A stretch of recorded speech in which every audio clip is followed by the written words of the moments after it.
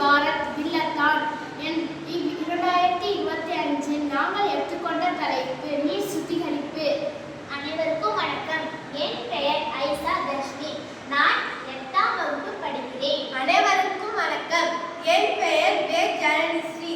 நான் 8ஆம் வகுப்பு படிக்கிறேன். அனைவருக்கும் வணக்கம். என் பெயர் வே தீட்சித் மகாதேவ். நான் 8ஆம் வகுப்பு படிக்கிறேன். அனைவருக்கும் வணக்கம். என் பெயர் எஸ் விஜயகுமார். நான் 8ஆம் வகுப்பு படிக்கிறேன்.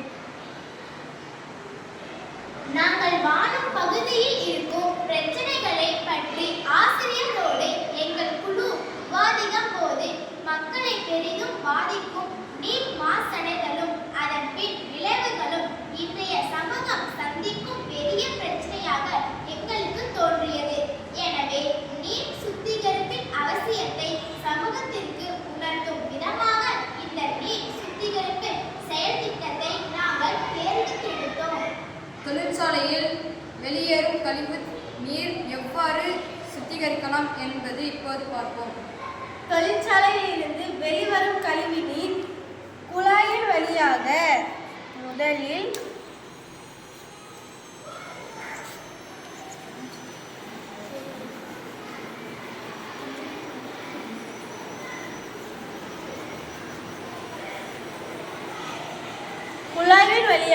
முதலில் பெரிய கற்கள் இருக்கும் அமைவிடத்திற்கு வந்தடையும்.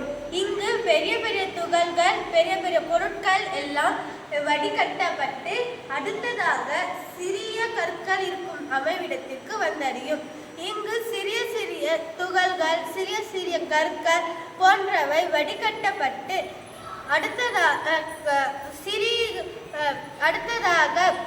கரித்துகள்கள் இருக்கும் அமைவிடத்திற்கு வந்தடையும்.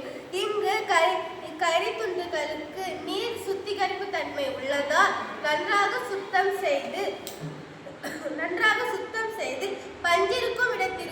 பஞ்சிருக்கும் அமைவிடத்திற்கு வந்தடையும்.